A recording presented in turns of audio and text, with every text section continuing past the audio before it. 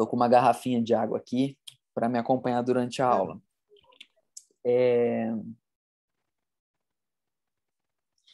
Uma coisa que eu ia falar também, vocês preencheram no formulário de inscrição dúvidas ou questionamentos, a gente deixou um campo aberto para vocês colocarem lá aquilo que vocês gostariam, tinham no coração. E eu fiquei impressionado com as coisas que vocês escreveram lá. Tem coisas assim bem interessantes.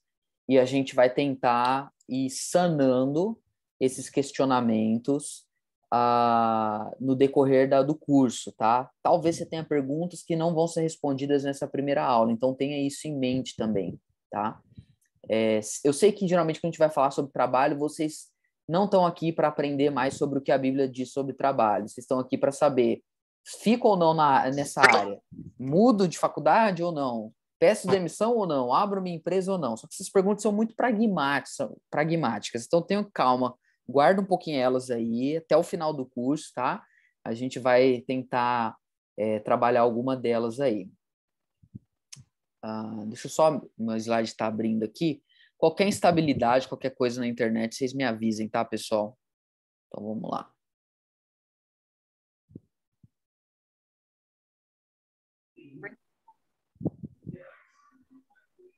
Então, aula 1, vamos falar sobre fé e trabalho nessas próximas semanas. O livro do Tim Keller eu tive a oportunidade de ler, creio que faz uns 3 anos, é um livro que me tocou bastante, já dei um outro curso que eu usei muita coisa dele, mas o livro é tão bom que eu resolvi dar um curso só sobre o livro.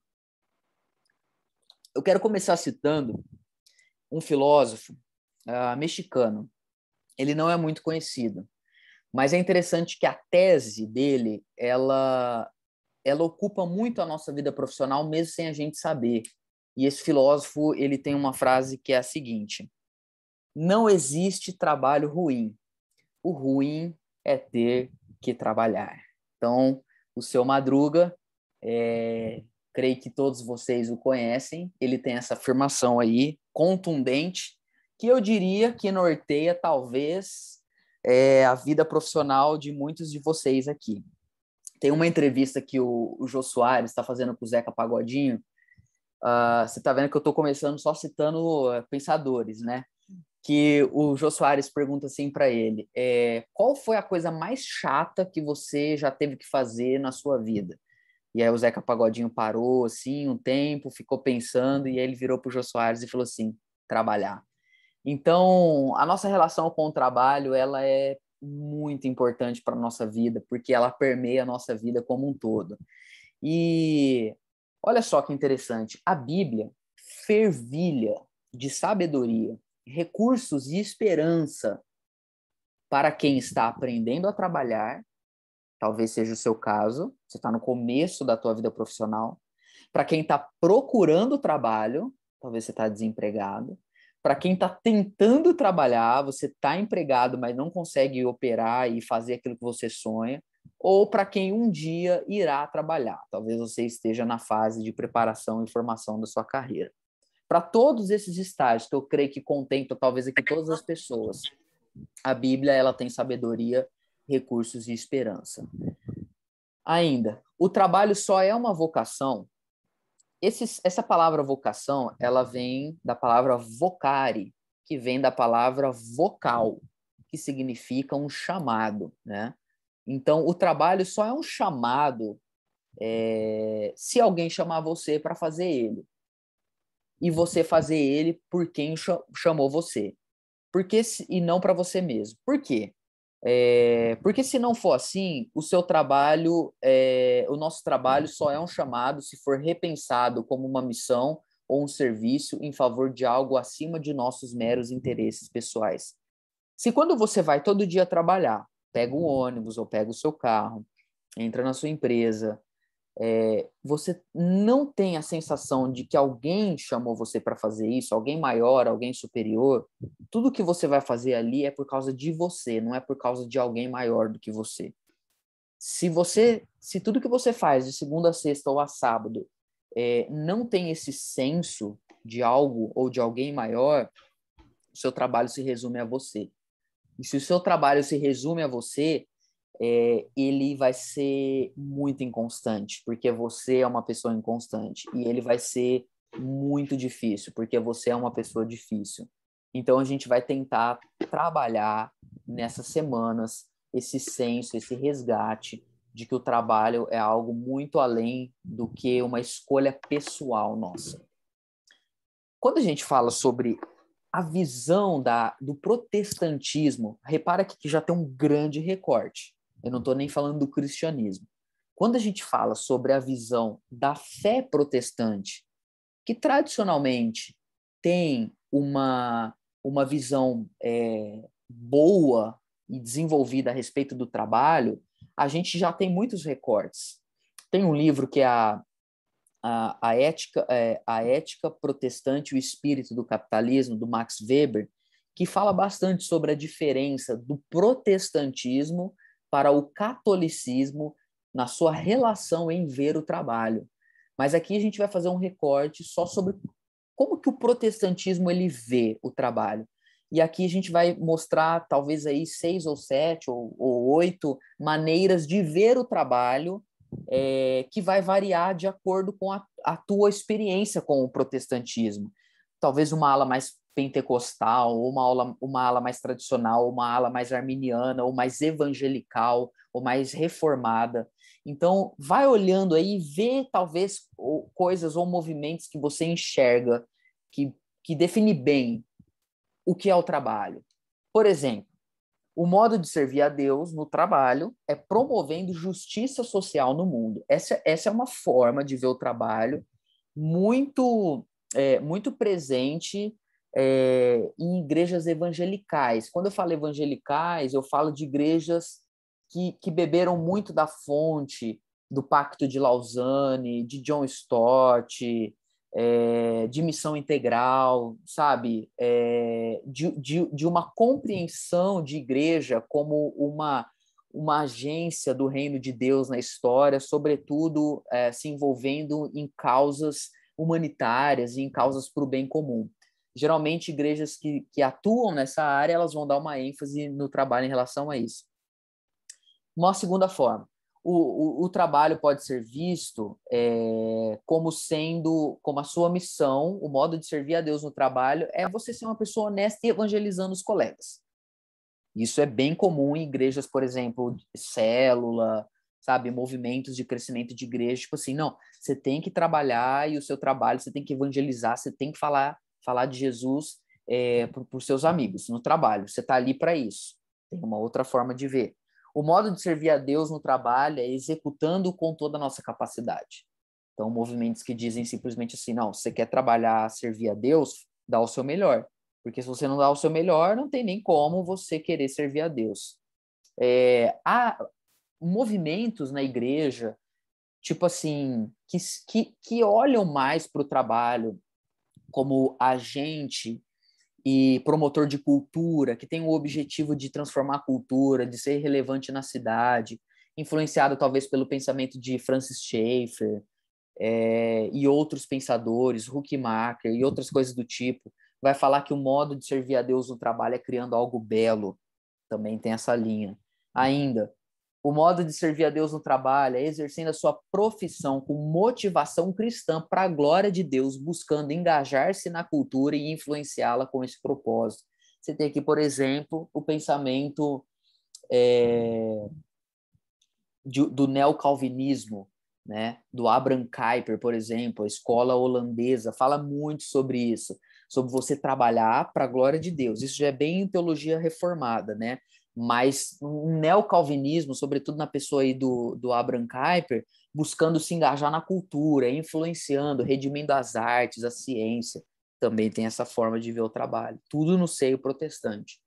Ainda, o modo de servir a Deus no trabalho é exercendo a sua profissão de coração grato, alegre, transformado pelo evangelho, sejam quais forem as circunstâncias. Talvez aqui uma escola mais luterana, aquele luteranismo mais raiz, assim, do como servir a Deus? Pergunta o sapateiro para Lutero, fazendo os melhores sapatos que você puder e vendendo por um preço justo, né? Uma coisa mais seca, assim, mas assim, trabalhe, seja contente, dê o seu melhor e que o evangelho molde a sua vida profissional.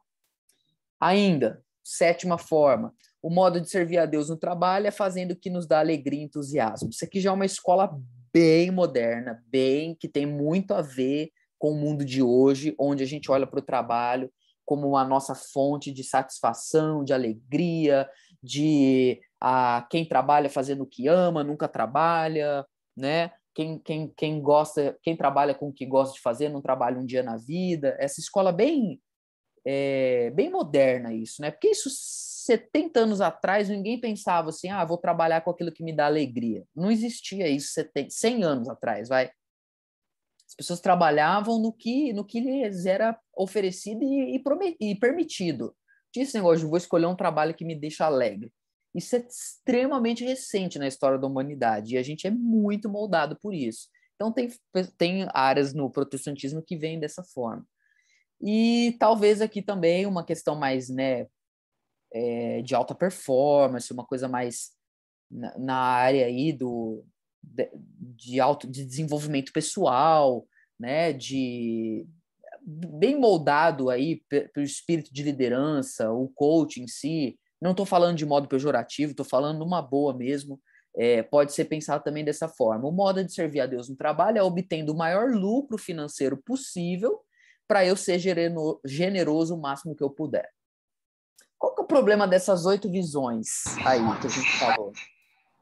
Bom, primeiro que a gente encontra base bíblica para praticamente todas elas.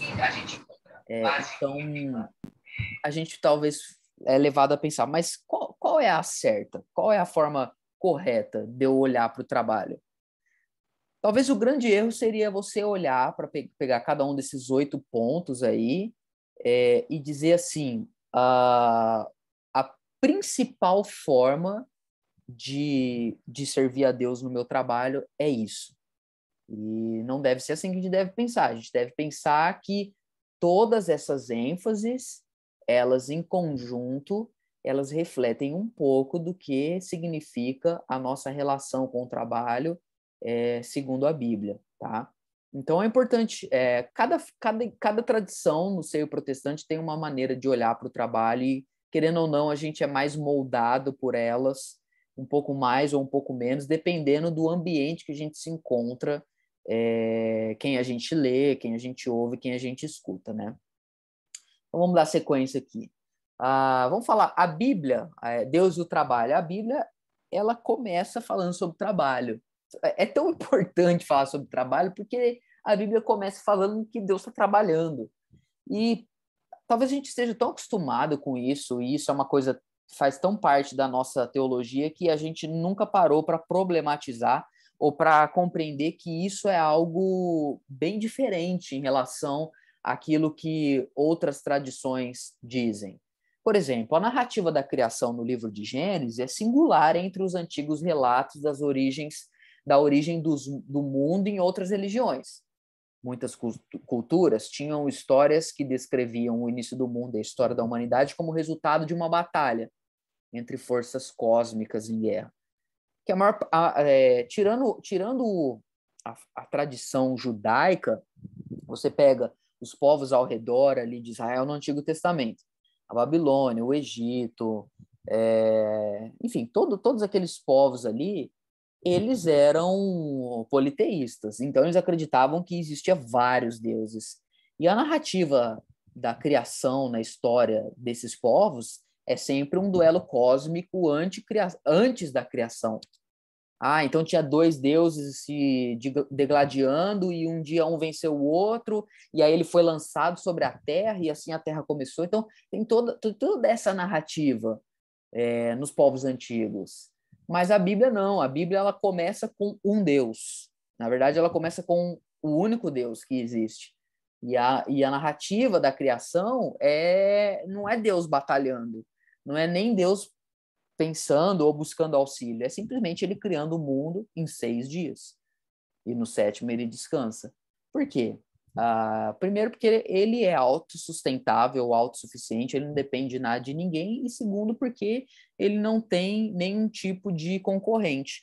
E mais do que isso, Deus gosta de trabalhar. E ele trabalha e a fim de cada dia da criação é meio que a narrativa ali nos dá a entender que ele para, ele olha o que ele fez, assim como um pedreiro terminando, por exemplo, no fim do dia, ele termina um muro e ele assenta os tijolos, depois ele passa a massa, né? Ele reboca a parede e ele olha. Ele dá um passo para trás e olha, pô, ficou bom, meu. Olha só a parede, olha como ficou legal.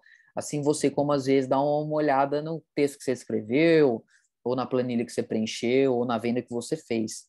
Um livro que eu indico também, chamado Cristo e a Criatividade,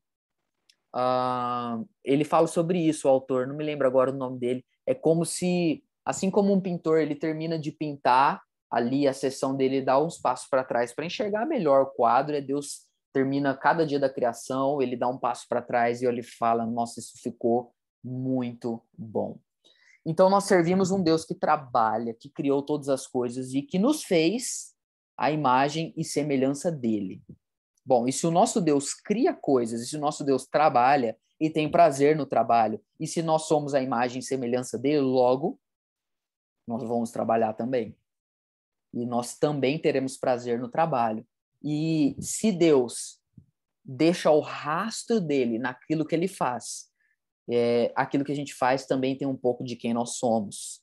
Então, uma mesma pessoa pode gravar um áudio, pode ler um texto, pode assentar uma parede, uma mesma pessoa pode fazer uma venda, mas cada um ali vai ter um pouquinho de si naquilo que faz. E Deus nos criou, então tem muito dele em nós. Gênesis 1:26, Deus diz: façamos o ser humano a nossa imagem, conforme a nossa semelhança. Tenha ele domínio sobre os peixes do mar, as aves do céu, os animais domésticos, sobre toda a terra e sobre todos os animais que rastejam pela terra. Então, essa palavra, quando ele fala tem ele domínio, tem a ele governo, tem a ele autoridade, tem a ele responsabilidade, tem a ele trabalho sobre a criação.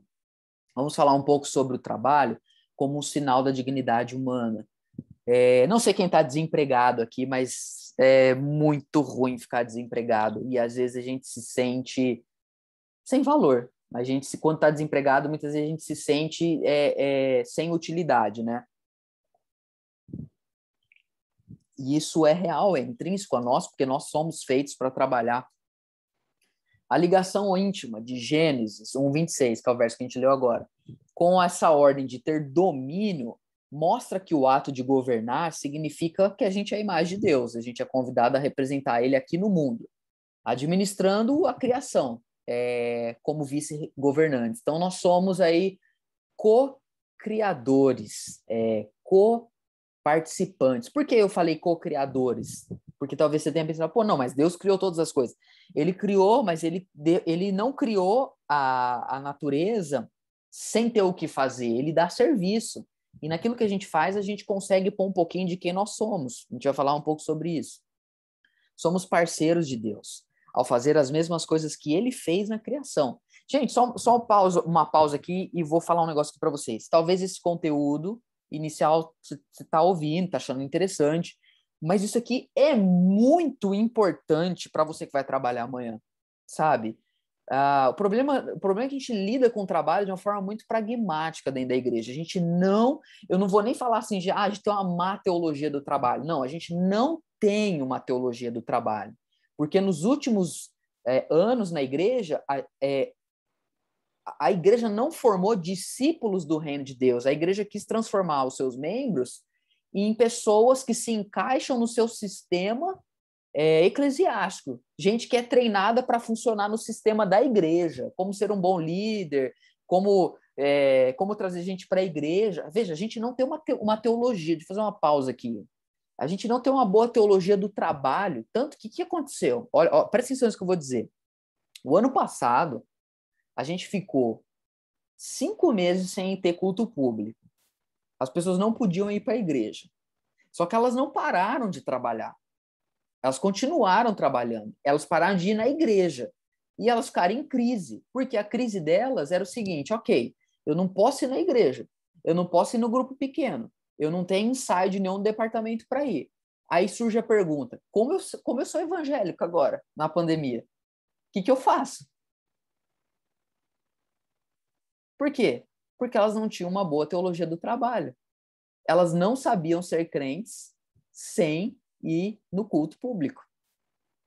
Isso emergiu uma teologia péssima que a gente não tem, né, sobre o que é trabalho. Então, quando eu começo a falar sobre o que Deus fez, ele nos gerou a imagem dele, não pense que isso não é um conteúdo relevante. É isso que vai formar uma teologia do trabalho em você, e é isso que vai mudar o jeito que você trabalha, a forma como você lida com seu patrão, com seus clientes, com a sua empresa, com o teu futuro profissional. Então, isso é muito importante. Eu me sinto muito responsável da gente falar sobre isso, porque a gente tem que formar discípulos do reino de Deus, e não pessoas que vão se encaixar na nossa engrenagem institucional eclesiástica. Vamos voltar lá, dado o meu momento aqui de insatisfação e desabafo com os meus irmãos. Ok. Então, nós somos parceiros de Deus a fazer as mesmas coisas que ele faz na criação, colocando ordem no caos. É muito legal, eu gosto sempre de olhar a narrativa da criação como isso. A Bíblia fala, né, que havia trevas sobre a face do abismo, o Espírito de Deus pairava sobre a face das águas. O que você tem antes de Deus dizer haja luz e separar o seco do molhado? Você tem caos. Quando Deus abre a boca dele e começa a criar o mundo deixa de se tornar um lugar caótico e passa a se tornar um lugar ordeiro, criativo, autossustentável, que funciona, belo, utilizável.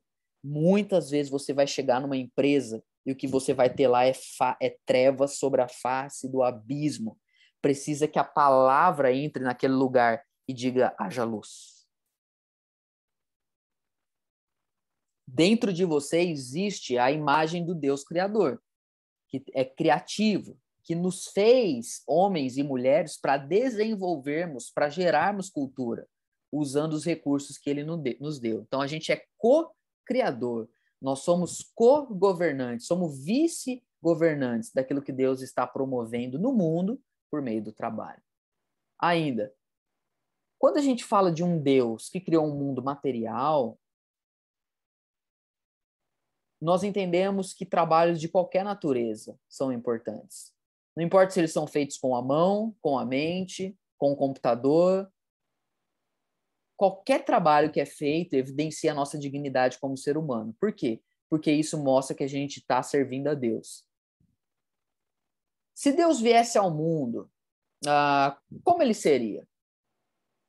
Se fosse para os gregos, se Deus ou um Deus se tornasse carne, provavelmente ele seria um rei filósofo. Se fosse para os romanos, seria talvez um grande estadista, um grande guerreiro, alguém nobre, alguém da nobreza. E o Deus dos hebreus se tornou homem e veio ao mundo. E como ele veio? Como um carpinteiro. Não como um estadista, não como um grande guerreiro, não como um filósofo, mas como um carpinteiro. Por quê? Porque para esse Deus, que é o único vivo e verdadeiro, não existe nenhum trabalho que não seja digno. Na verdade, quando a gente olha para Gênesis, a gente vê Deus como jardineiro. E quando a gente olha para o Novo Testamento, a gente vê Deus como carpinteiro. Então, nenhum trabalho é um jarro pequeno demais para conter a imensa dignidade do trabalho dado por Deus. Eu me lembro, quando criança, estava na escola, talvez já pré-adolescente, para ser mais justo, a minha sala estava fazendo uma bagunça, mas estava uma gritaria, estava assim um negócio sem precedentes. E aí a professora chamou o diretor, e o diretor entrou na nossa sala e começou a acabar com a gente. Eu lembro certinho, ele pegou o giz, ele escreveu na lousa a palavra corrupção. Ele olhou para a gente e falou assim, o problema do Brasil é essa palavra. Quando ele escreveu aquela palavra, era a primeira vez, na verdade não era a primeira vez que eu tinha visto a palavra, mas ele escreveu corrupção na lousa, ele virou para a gente e falou assim, você sabe o que essa palavra significa? Ninguém soube responder. Eu lembro que eu não sabia responder. E aí ele começou, e ele falou, e ele falou, e ele falava assim, vocês têm que estudar, vocês têm que fazer alguma coisa, vocês têm que trabalhar, existe um futuro, e no lá, e vocês estão aqui brincando, tudo. Porque eu imagino que vocês querem fazer algo grande na vida de vocês. Por exemplo, Lucas, você que está aqui na primeira fileira e a sala em silêncio. Quando você crescer, o que você quer ser? O menino não vira para o diretor na frente de toda a sala e fala assim, eletricista. Gente, a sala veio abaixo. Na hora que ele falou eletricista, o cara estava 25 minutos falando. A sala começou a rir, o povo chorava, a criançada... Olha, nós ficamos assim, o diretor ficou sem palavras. O diretor ficou ele ficou sem reação. Todo mundo riu, né? E eu ri também. Mas hoje, depois de ler, de entender, de aprofundar a teologia, de entender como Deus lida com a criação, o que significa o trabalho, não existe nenhum trabalho que não seja digno. Nenhum trabalho que não seja digno. Eu estou assentando um pi. É muita arrogância, né? Tem um pedreiro assentando um piso aqui no fundo da minha casa, uma área bem pequena. É impressionante, assim, o que o cara fez em 2 dias é um negócio, assim, é admirável. Então a gente precisa voltar a valorizar o trabalho em si, não é o que a pessoa faz, né? No Brasil a gente tem muita carteirada, você sabe o que você está falando, você sabe quem que eu sou. Eu não de falar assim, meu amigo, não sei quem está falando e também não me interessa quem você é. Porque a dignidade não está naquilo que você faz, mas em para quem você está fazendo o que você faz. Então, isso é importante para nós, independentemente daquilo que a gente está fazendo, a gente voltar a ver o trabalho com a dignidade em si, né? Então, o mundo físico é importante, porque para os gregos a morte era uma amiga, libertaria eles dos seres humanos da prisão, que é a vida física. Mas para a Bíblia, a morte ela não é uma amiga, ela é uma inimiga. Por quê? Porque morrer não é bom, porque o mundo físico é bom. Morrer não é bom, porque o mundo é bom, porque viver é bom. Então, o mundo criado, a natureza, o mundo material é um bem magnífico. Deus falou, isso é bom e vai existir para sempre, porque o mundo vai ser restaurado da devastação do pecado. Então, para nós tudo é importante. Vamos lá, o trabalho como cultivo. Eu falei sobre o trabalho ali como sinal da dignidade humana, agora eu vou falar sobre o trabalho como cultivo e tem um terceiro e último ponto. Outro texto, ainda em Gênesis, agora capítulo 2, verso 15 a 17. O Senhor Deus tomou o homem e o colocou no jardim do Éden para cultivar e o guardar. 2 tarefas. Cultivar e proteger. E Deus ordenou ao homem, de toda a árvore do jardim você pode comer livremente, mas da árvore do conhecimento do bem e do mal você não deve comer, porque no dia em que dela comer, você certamente morrerá. Você já parou para pensar que o homem pecou na sua vida profissional? Você já parou para pensar que o pecado entrou no mundo na área do trabalho? Porque Adão e Eva tinham a responsabilidade de fazer a manutenção e a proteção do jardim. Eles eram jardineiros. E eles foram comer o fruto de uma árvore. Por que vocês acham que o trabalho é uma das coisas que mais faz a gente sofrer na vida? Eu não vou me adiantar e nem aprofundar nesse assunto, porque semana que vem o Emerson vai trabalhar só o impacto do pecado no trabalho, mas pensem nisso. Primeiro nós recebemos lá em Gênesis 1, regredindo um pouquinho, a gente falou de Gênesis 2, agora Gênesis 1, a ordem de povoar a terra. O fato dos seres humanos encherem a terra significa muito mais do que as plantas e os animais também tinham que crescer e povoar. Significa civilização. Então não é simplesmente ter filho, procriar, vocês têm que procriar. Faz filho aí porque o mundo precisa de gente. É muito mais do que procriação. A impressão é que Deus deseja, mais do que meramente aumentar a quantidade de indivíduos da espécie humana, ele quer também que o mundo seja povoado por uma sociedade que gera cultura. Ao cultivar a terra e procriar, nós vamos gerar um jeito de viver. Tanto que a palavra cultura vem de cultivo. Uma coisa está muito ligada à outra. Ainda. Fomos chamados também para governar, para trabalhar. o restante da criação, e até mesmo a Bíblia usa essa expressão, sujeitar a terra. Governar deve ser encarado como mordomia e administração. Deus é o dono do mundo. Eu vou repetir essa frase, porque se a gente quer desenvolver um cuidado com a natureza e uma fé que contempla o cuidado para com o meio ambiente, os rios, os mares, as matas, a gente precisa entender que isso é muito espiritual. E se a igreja não se envolve com a natureza, é como se ela estivesse dizendo que a natureza é algo que não pertence a Deus e que ele não tem prazer nela. Deus é... Em outras palavras, você acha que Deus se alegra com essas queimadas que estão acontecendo na nossa cidade? Você acha que Deus se alegra com a qualidade do ar?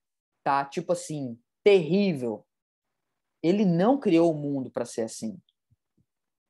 Ele nos colocou aqui para a gente cuidar. Quando a palavra sujeitar está na Bíblia, não é que a gente tem o direito de destruir a natureza, mas também não quer dizer que a gente não possa mexer nela. E aí tem aqui uma definição interessante, equilibrada sobre isso. Não devemos nos relacionar com o mundo tipo guarda florestal, que o trabalho é não deixar que mude nada. Meio que assim, não, fecha aqui, ninguém pode fazer nada. Mas a gente também não tem que pavimentar o jardim, tentando transformar ele em algo que não é para ser. Então, não temos de ser jardineiros que adotam uma... Então, temos de ser tipo jardineiro, que adota uma postura ativa naquilo que faz. Jardineiros não deixam a terra como a encontram. Eles retrabalham ela para torná-la ainda mais frutífera, extraindo o potencial crescimento do solo. Então, no seu mercado, na sua vida profissional, você tem essa tensão entre agir, fazer, explorar, mas ao mesmo tempo não ser irresponsável naquilo que você faz.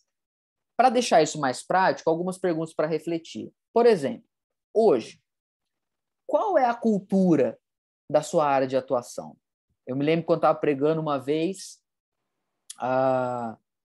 e eu estava no meio da igreja, assim, aquele dia eu queria falar sobre a importância de Deus querer usar você na sua vida profissional para que você possa trazer uma visão a mais, uma melhoria, uma transformação. E eu viria assim, e você, menino, por exemplo, estava um sábado, já contei essa história, talvez vocês já ouviram, eu viria assim, um menino na primeira fileira, um culto de jovens, o que você quer ser?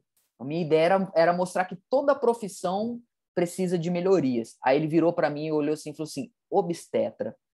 Aí eu falei, aí pensei, caramba, velho, obstetra, o que um obstetra tem a ver com o reino de Deus? Como que ele pode atuar nessa área e tal? E aí, graças a Deus, naquela semana, o Espírito Santo, que já sabia que isso ia acontecer no sábado, ele usou minha esposa para falar comigo na quarta-feira, falando assim, amor, você sabia que o Brasil tem uma das maiores é um dos países que mais tem violência de parto no mundo, onde os obstetras muitas vezes não respeitam a vontade da mulher. A mulher chega e fala assim, eu quero fazer parto normal. Tem 2 horas esqueci a palavra lá que tem antes do parto, o médico já fala assim, não, vou fazer o seguinte, vou fazer cesárea. Faz cesárea, é melhor, mais fácil. Por quê? Porque não quer ficar 10, 12, 15 horas ali com a mulher. Você entendeu? E ela falou isso para mim. E aí eu virei pro menino e falei assim, você, menino, o que você quer ser? Ele é obstetra. Aí, cheio da autoridade, de um profundo conhecedor da realidade da obstetrícia brasileira, eu virei para ele e para a igreja e falei assim, esse menino aqui, ele pode mudar a cultura nessa área de atuação. Aí eu comecei a falar um monte de coisa, né? Mas pensa um pouco, você é empreendedor, advogado, como é a cultura? Qual que é o perfil da tua área, do teu mercado de trabalho? O que mudou? E isso aqui é importante você problematizar, entender tanto os pontos positivos quanto os pontos negativos. Ainda, o que mudou na sua empresa depois que você chegou lá?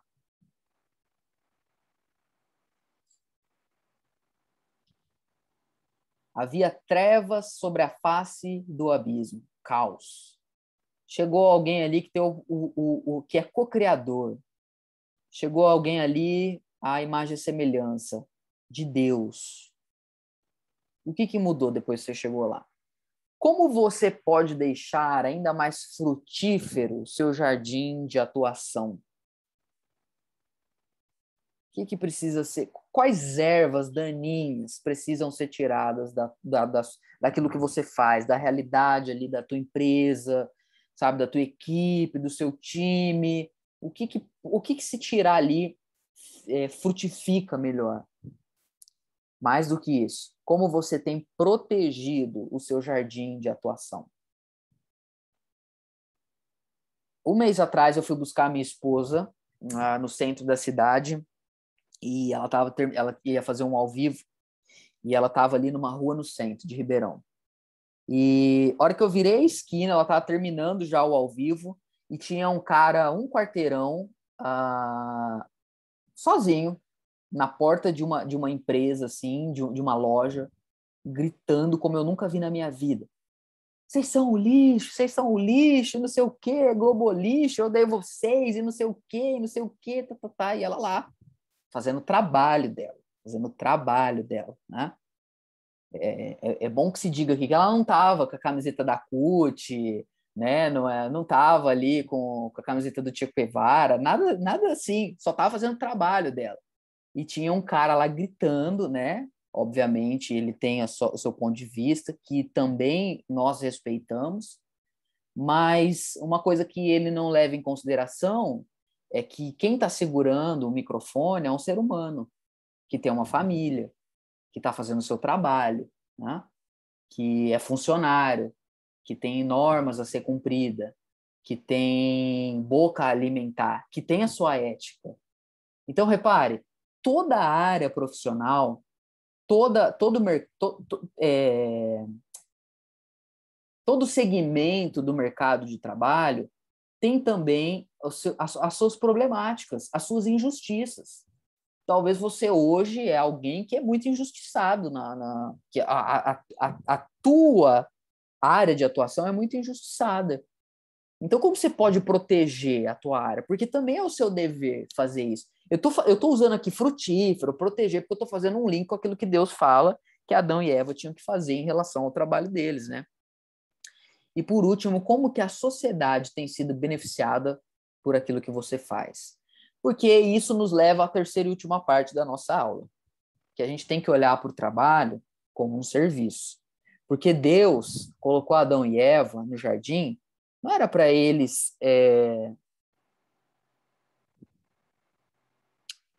simplesmente escolherem aquilo que eles queriam fazer. Eu penso que talvez, se fosse hoje, na geração que a gente vive, Adão poderia ter virado para Deus e falar assim, mas por que jardineiro? Eu não gosto, eu não quero ser jardineiro, sabe? O que eu sempre sonhei foi, sei lá, ser escultor. Eu tenho mesmo que ser jardineiro? Estou muito satisfeito. E talvez o que falta para nós percebermos é que a grandeza do que a gente faz não está, em primeiro lugar, no que a gente faz, mas para quem a gente faz. E aqui, meus queridos irmãos, eu tenho para mim que o que eu vou falar daqui nos últimos 10 minutos dessa aula é uma das coisas mais importantes que você e eu precisamos ouvir quando o assunto é trabalho. Isso aqui não vai resolver todos os seus problemas, nem vai responder todas as suas perguntas. Mas entender o que vai ser dito aqui é muito importante. 1 Coríntios capítulo 7, o apóstolo Paulo está falando com gente que se converteu há pouco tempo, que creu no evangelho. O que Paulo vai dizer no capítulo 7 de 1 aos Coríntios é uma coisa muito interessante. Ele vai basicamente dizer assim, olha, o que mudou radicalmente na vida de vocês não é nem o que vocês fazem durante o dia e nem com quem vocês estão, mas é a forma com que vocês se relacionam, com quem vocês estão e com o que vocês fazem. Entretanto, vamos ler o versículo. Cada um continue vivendo na condição que o Senhor lhe designou e de acordo com o chamado de Deus. Repara que Paulo vai usar o termo chamado numa perspectiva secular. Ele não vai falar sobre chamado, a gente fala, qual é o teu chamado? Aí a pessoa pensa, não canto, não sou missionário, não prego, nem tenho vontade de ser apóstolo. Então, eu não tenho chamado. O meu trabalho é vender material para construção. O que Paulo está dizendo aqui é que Deus, o chamado de Deus, não está restrito a coisas que estão integralmente vinculadas à igreja. E ele está dizendo algo além disso. Ele está dizendo, cada um continue vivendo do jeito que estava antes de virar crente. Basicamente, o que ele está dizendo assim, você é vendedor de tecido? Continua. Você conserta carro? Continua. Não quer dizer que se você se converteu agora, você tem que mudar o que você faz. Essa é a minha ordem para todas as igrejas. O Keller, explicando, ele diz o seguinte, 1 Coríntios 7, Paulo explica aos leitores que ao se converterem, eles não precisam, e aqui eu colocaria talvez, eles não precisam necessariamente mudar o que faz na vida deles. O estado conjugal, por exemplo, Paulo fala, você se converteu, o teu marido não se converteu, não precisa largar dele. Você e seu marido não é convertido, ou você é tua esposa. Ah, você se converteu, então para a igreja, teu marido não quer ir. Mas ele é um bom marido, você não precisa terminar com ele. Continua rindo e deixa ele em casa. Ele vai falar sobre isso. Ele vai falar sobre o trabalho, ele vai falar até sobre posição social. Ele fala até se você... Aqui eu não queria entrar nesse assunto, mas só vou citar ele, não vou trabalhar ele hoje, porque não dá. Mas ele chega ao ponto de dizer assim, lembrando que escravidão naquela época não era igual a gente tem a nossa imagem hoje, mas ele chega ao ponto de dizer assim, você é escravo, você pertence a alguma pessoa, continua. Você não precisa, agora, porque você se converteu, você tem que mudar radicalmente a tua vida, porque a grandeza não está no que você faz, nem com quem você convive, mas para quem você faz e para quem você convive, com quem você convive. Algumas coisas importantes para nós. Não devemos, olha, gente, presta atenção, não devemos escolher empregos e conduzir o nosso trabalho visando obter satisfação pessoal e poder. E eu oro para que o Espírito Santo crave essa frase que vai ser lida agora no seu coração, para que nunca mais você se esqueça disso. Tira print dessa tela, imprime, coloca no teu guarda-roupa, faz alguma coisa. Só não perde essa pérola aqui. Não devemos escolher empregos e conduzir nosso trabalho visando obter satisfação pessoal e poder. Por quê? Ser chamado por Deus para realizar alguma coisa, é isso que é grande. É você entender que você não vai trabalhar naquela empresa porque você tem que ser alguém feliz. Você é um chamado de Deus para, por meio daquilo que você faz, você servir e colaborar com o Criador de todas as coisas na construção de uma sociedade melhor.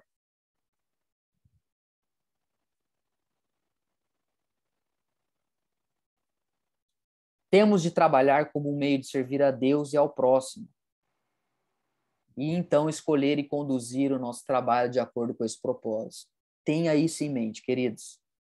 Pedro, mas se eu quero mudar de emprego, não estou falando que não pode mudar e não estou dizendo que a gente não pode viver nova temporada, fazer entrevista, mas o que eu estou dizendo é, se você está procurando um emprego melhor para ser uma pessoa completa, você vai morrer tentando achar esse emprego e você não vai achar. Porque o chamado de Deus para a tua vida não é ter um trabalho que te realiza, porque em nenhum lugar da Bíblia vai dizer que o que te realiza é o trabalho. A grandeza tá que você não trabalha mais para você mesmo, mas que você trabalha para aquele que te salvou. Então isso muda, por exemplo, perguntas que a gente faz. Em vez de a gente perguntar assim, em relação a coisas de trabalho, quem me paga mais e me oferece mais fama, status, poder? A pergunta deveria ser, olha, levando em conta o que eu sou bom, porque você é bom em algumas coisas. Não negligencie os seus talentos. Deus deu para você. Tiago, toda boa dádiva vem do Pai das luzes, descendo dos céus até nós. Tem coisa que você é bom, que você faz bem. Levando em conta o que você faz bem e as portas que se abrem de trabalho e oportunidades na sua vida. A pergunta não é, vou ganhar mais, vou ficar mais famoso, vou ser mais respeitado. A pergunta é, eu vou ser útil às pessoas, conseguindo colocar a vontade de Deus e resolvendo alguns dilemas para uma sociedade melhor através desse trabalho? Essa é a pergunta que tem que emergir. Então, para o nosso penúltimo slide. Deixa eu só ver se eu não pulei aqui. Pulei um. Como já temos em Cristo... E aqui é uma afirmação que, na verdade, é para você pensar. E eu também, tá? Que eu estou dando aula para você e para mim. Porque eu vivi uma crise o ano passado e eu vou compartilhar com vocês na última aula em relação à minha vocação. Na pandemia. Depois eu conto para vocês, só quem estiver na última aula que vai ouvir. Vocês acham que o pastor não tem crise, tem vontade de largar tudo e vender alface na feira. Olha só. Como já temos em Cristo as coisas que as outras pessoas buscam no trabalho, vai pensando se isso é a sua realidade. Salvação, autoestima, consciência limpa e paz. Como a gente já tem isso em Cristo, agora a gente trabalha simplesmente por amor a Deus e às pessoas, pelo bem comum. Indico aqui um livro, Como Contribuir, do Miroslav Volf. Eu esqueci agora o título do livro. Como o cristão pode contribuir para o bem comum. Depois, o Samuel, se você tiver aí, o Emerson, procura esse livro para mim, que eu não lembro o nome certinho. Já que a gente é realizado em Cristo, o nosso trabalho é algo que a gente faz pela sociedade, a gente faz por amor ao próximo. Não que a gente não se alegra nele, não é isso. Não estou falando que a gente não tem afeição pelo que a gente faz. A gente tem muito, a gente vai ver isso na terceira e quarta aula. Mas a força motriz é gratidão. A gente é livre para poder trabalhar para Deus e não mais para a gente. Tá bom? Então, o último slide aqui. Lê comigo. Se a razão para o trabalho for servir e exaltar a nós mesmos, isso é muito forte. Inevitavelmente, ela terá menos a ver com o trabalho em si e mais com a gente. A pessoa fala, eu tô muito insatisfeito no meu trabalho. Pergunta para você mesmo, você está satisfeito com o seu trabalho ou com você mesmo? Se a razão para o trabalho for servir e exaltar a nós mesmos, inevitavelmente, ela terá menos a ver com o trabalho em si, mais a ver com a gente. Aí o que acontece?